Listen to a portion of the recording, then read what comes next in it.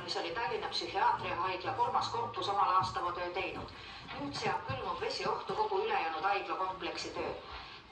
Keldrisse on valgunud kustutusvett ligemale 500 kantmeetrit ja see ohustab jäätumise korral maja vundamenti ja selle all olevat soojatrassi. Saaks kiiresti siia vesivarustusega kanalisatsioonimehed, kellel vastav tehnika oleks, pumbad, autod ja nii edasi. Ja kui seda korda kõik ei saa, mis siis vastasel korral võib juhtuda? Vastasel korral külmuvad meie soojustrassid, mis me nüüd suvel siia maha panime ja need on ehitatud laenu peale. Samamoodi võib meil külmuda veetrass, võivad kahjustada saada sidekaablid ja nii edasi. Ja ühesõnaga kogu see haiglakompleks langeks rivist välja? Nojah, ütleme nii. Peaarsti Andres Lehtmetsa sõnul on praegusel hetkel haiglas veidi üle 500 patsiendi, keda sellisel juhul ei oleks enam kuhugi majutada. Põlenud korpusest päästetud patsiendid on majutatud teistesse osakondadesse. Haigla on võrdlemisi suur ja kui meil ei lähtu väga rangelt nendest litsenseerimise eeskirjadest, mis näevad ette, kui palju põrandapinda peab ühe või teise voodi ümber olema, siis ma arvan, et me saame hakkama. Kuigi selles hoones on leegid nüüdseks kustutatud, peab valvet tuletõrjujate sõnul siiski jätkama.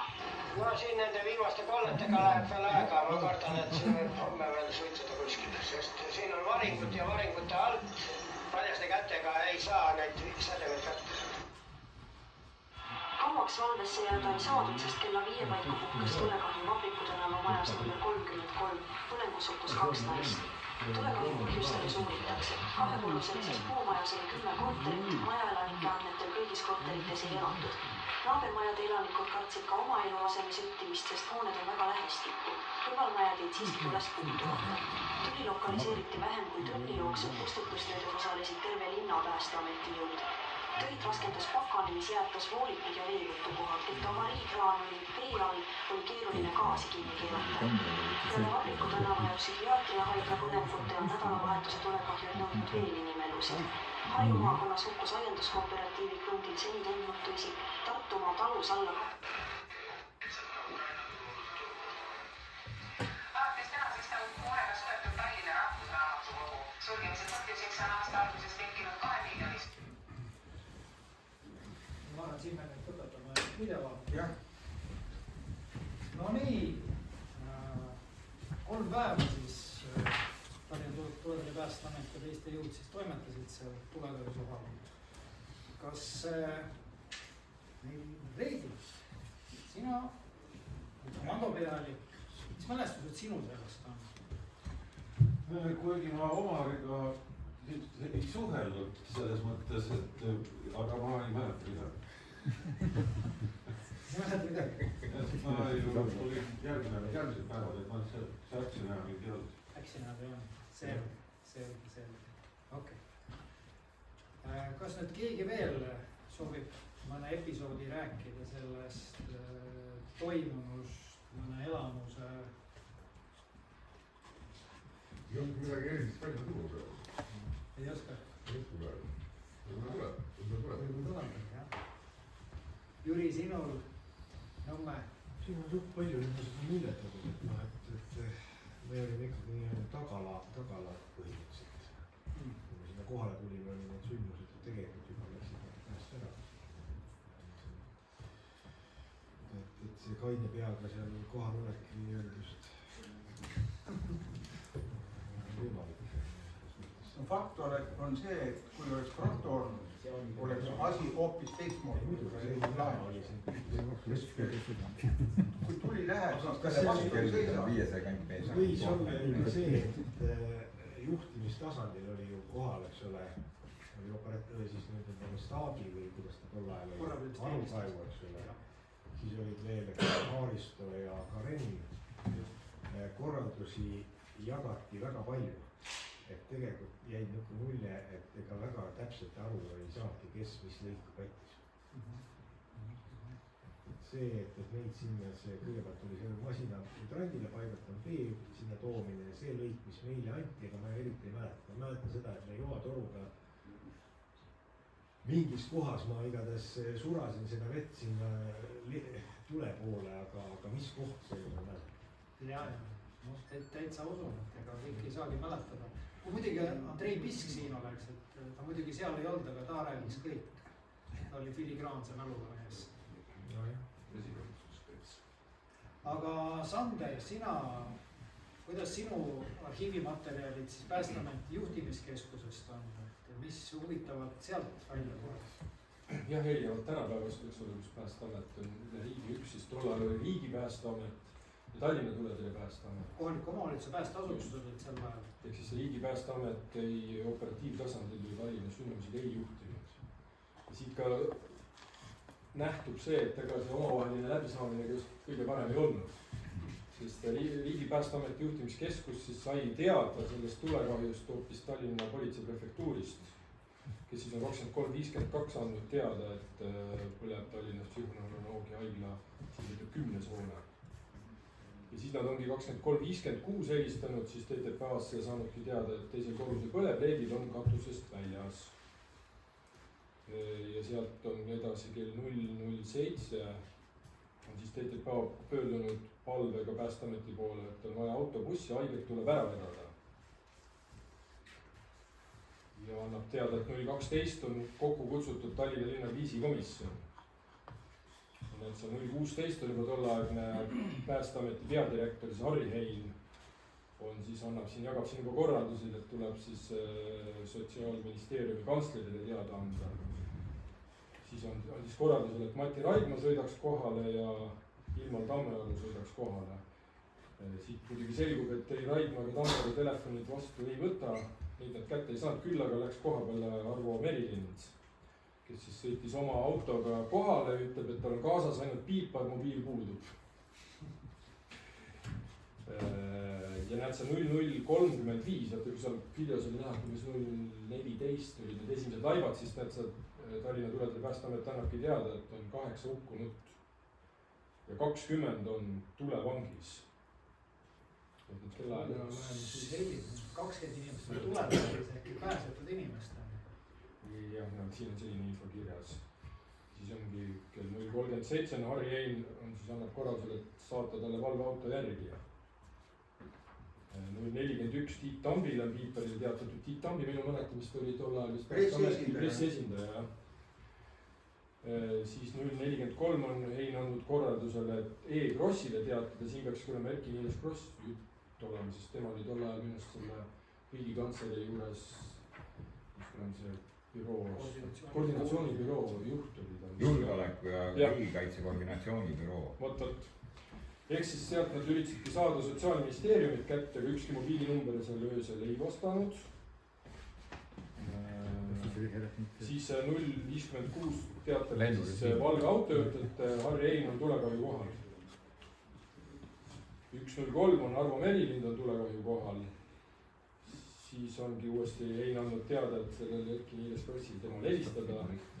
Siis nad seda Krossi kätte ei saa. Siis on 1.17, kus juures helistanud juba peaministri sekretär. See on juba teada, küsis Heina kohta ja siis andsidki teada, et Hein on kohal ja kästi helistada peaministri autotelefonile.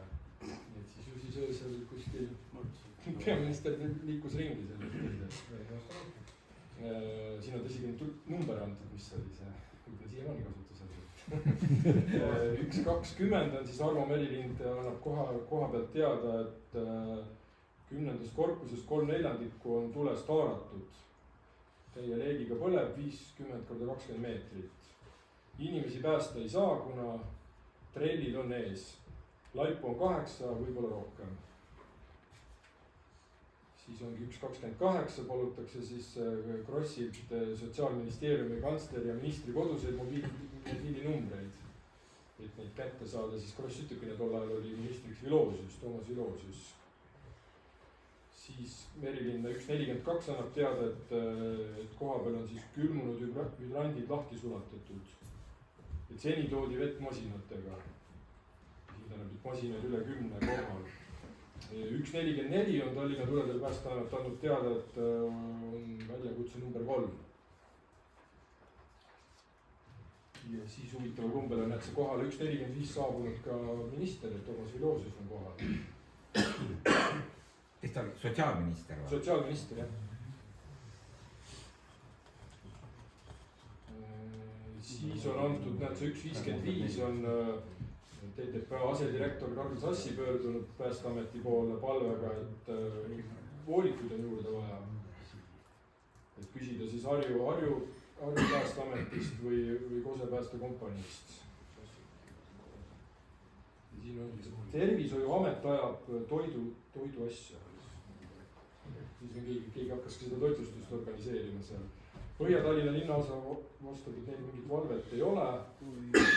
Siis on 1.59 on antud see Harjumaa päästeteenistus on andnud teada, et keegi liivrand on Keila 11 on tulekahju kohale sõitnud. Heiki Krõnets. Liiv on kirjas, jah. Harri Hein on kell 2 öösel öelnud seda, et kell 12 on peaministri juures nõupidamine ja on korraldusel, et ajaliselt ära näidata tulekahju käik. Ühtes on ta öelnud, et siis Kose päästekompaniile teada anda, et kui tulete, siis koos voolikutega. Ma teeks see päästekompani saadet, siit ei selgu seda, siit Harri Heina sai korraldus, et kui tulete, siis koos voolikutega. Mina nagu katkendlikult mäletan, et Kose päästekompani oli seal kohal. No siis need järelikult tulid. Aga see võib olla niuke 95% tõenäosusega. Tundus see videomaterjalis, mida me küll episoodi täna ei näinud, kuna ma liikusin niimoodi, siis seal ühes kaadris oli, mulle tundus 4 Harjumaa päästeteenistuse meest. Selle peal oli kirja. Need oli Harjumaast jah, kollased ja siis nemad tellis. Said koos Volvoga.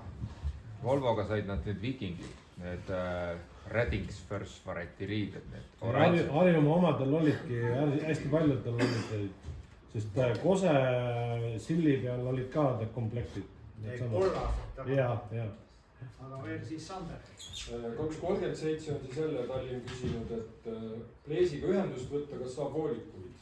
Vello Pleesiga ühendust võtta, siis Leino Virolainega ka.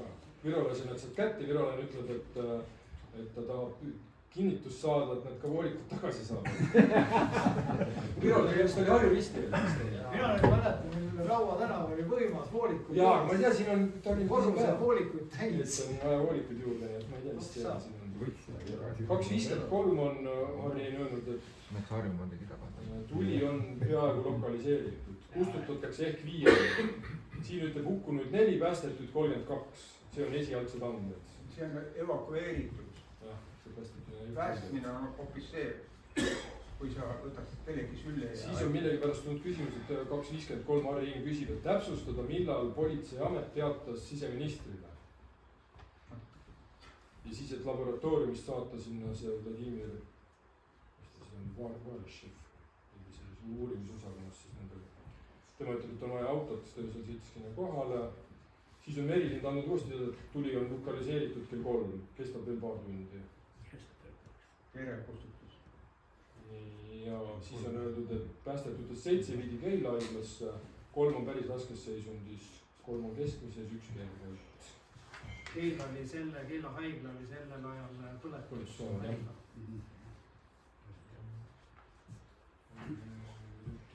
Ja siis ongi andnud samal ajal teada, et kohal on umbes 20 masinat Tallinnast Keilast. Ja siit on tulnud politseist info, et samal ajal oligi tulekahju kell 1 öösel Nõmme tee 47 ühiselamu teisel korrusel. Tulekahju kustutatud Lilleküla tuleveede poolt.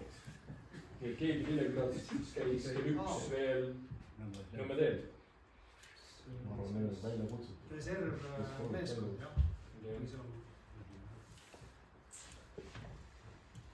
Ega siin ütles kõik, lõpuks ütles, vaata mingi 8.40 on andnud keegi vanem õde sealt info, et 10. korpus oli 88 haiget, sul see tuli 83. No, 88 haiget, hukkus 7. Siin ütleb jah, hukkus 7 hommikusel hetkel, ma ei tea, kuna sa vahepeal seal ühe siis jälle kaotsid. Keila haiglasse viidud. Siin ütleb Keila haiglasse viidud 3, kui eelmises öeldi 7. Ümber paigutatud 74. Mati Raidma on 9 hommikul öelnud, et sõidab sinna. Mõni sai läks ära. Ja hommikul kell 10 on, et see Merilind uuesti teada andnud, et on 8 hukkunud. 4 õhtul ja 4 veel rusudes. Ja siis Mati Raidma sealt kandnud ette. Madala temperatuuri tõttu olid randid külmanud, mis kuumutati lahti augusoojenditega kella 1:42. Osales kokku 21 esimest autot. Jah,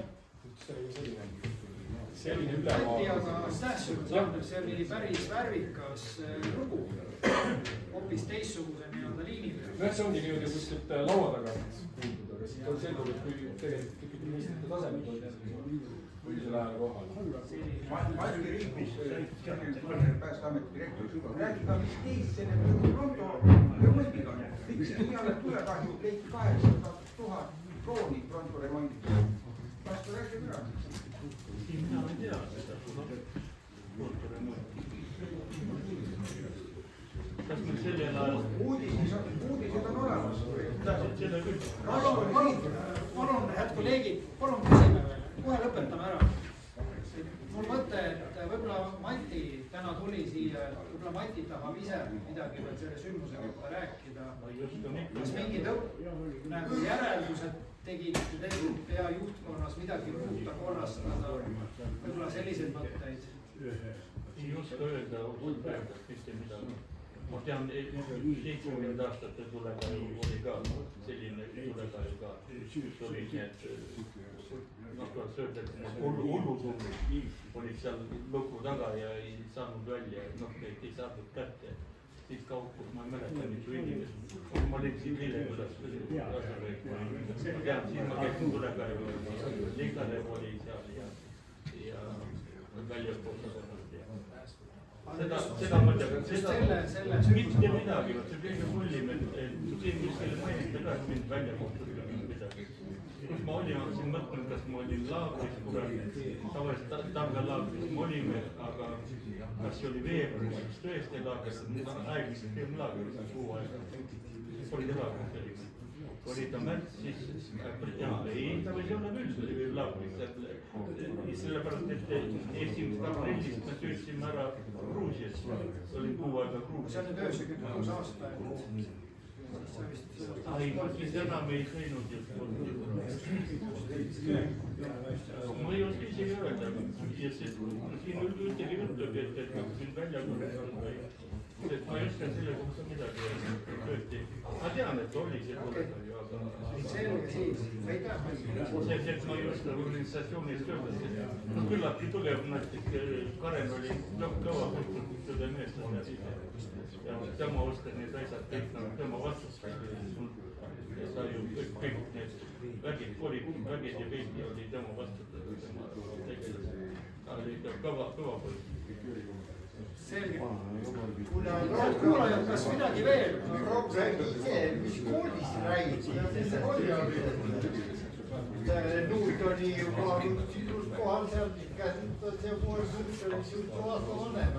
Ütlen ausalt enda vaates, mina olin sel ajal korrapidamisteenistuses esimeses valverühmas operatiivkorrapidamine, siis staabi 3. mees. Ja just nüüd sellel õhtul, kui tekkis hullumaja tulega, pidasime oma ühe sõbra sünnipäeva, olime hoopis Piraadi ööklubis. Kuni siis hommikul saime teada, et pagana, selline suur sündmus. Kurdi tegemistest ausalt lihtsalt mul endal kuklas oli see, et Kurt vist seal käis, aga me saime aru ka sellel ajal, et nagu liikumine oli ja tuli võttis pea kogu hoone, et läks käest ära, läks nagu halvasti. Ega me väga ei juurenud arutanud seda, me saime lihtsalt aru. Ma hakkan praegu mõtlema, et millal me saime need 2 rompad 98. Siin on uudistes olemas, kus uurida ja ütles, et 800 euri on olemas. See oli pronto remondiks, räägib praegu Robertist ja Pikast. Robertist, neid ei olemas. Siis olid need Rootsi vanad, Vildist olid. Jah, see oli ikka nihuke vahest ahtel oli. Allanil küsimus, kes tulekahjusid uuris? Väga hea küsimus. ma olen mina politsei. aga nüüd me oleme läinud juba mingis moes nagu liiga pehmodeks. ma arvan, et see oli nii suure niisugused tulevad, ei oskaksid just kuigi samad välja. jah, politsei, see ei olnud nii väike. ma arvan, et seda suitsurööp on palju juurde. Ja seal on kõik need probleemid tekkinud, kuidas kustutati, kas õieti tehti ja nii edasi. Sest et me võime ju siin kokku keerata mis tahes. Mehi oli nagu palju. Teie uurijad, nagu öeldakse. jah,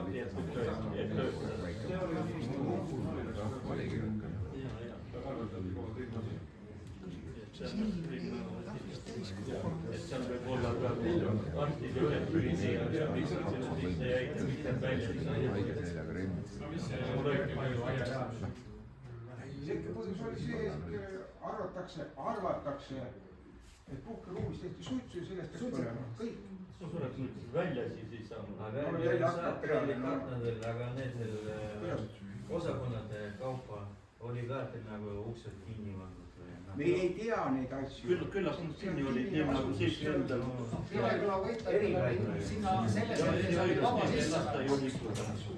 Neid ei lasta liikuda, neid on kinni. Tehti, mis oli võimalik kustutada. Paremini ei õnnestunud, see ei olnud ressurssi. Redelite näol. See oli materjali. Ei, näed siin see samad need tööle. Autod on puhtas ja opereeritud ära. Tulele ei teistud vastu. See on nagu põhimõtteliselt kroonika. Raimo saatis mehed sisse ja ütles, et tagasi ei tule. Mitte midagi, mehed tahtsid elada, tulid tagasi ja tuli ka edasi. Alati on öeldud, et tulele tuleb vastu seista, ei tohi tulele anda ruumi liikumiseks. Tõenäoliselt see vist ei tulnudki, see tuli neile vastu, see tuli jooksis, sest üleval tühimid. Südamest tänu, et te tulite siia. Siis nad oleks selle tule. Niivõrd väärikas koosseis. Termokaamerid ja mitte midagi ei olnud, kõik kästi kuredi nagu väike maailmas. Külalised. Väga võimas. Ja ma saan aru, et Urmasel on video, meil on oma video, et püüame siis ka seda jagada. Ja meie järgmine vestlusõhtu on 11. märts, kus siis meenutame Marje Kauplase varingut, mis vist oli siis homme 12. veebruaril, mis toimus, kui ma õigesti mäletan. 94. Et suur tänu, teeme aplausi Urmasele.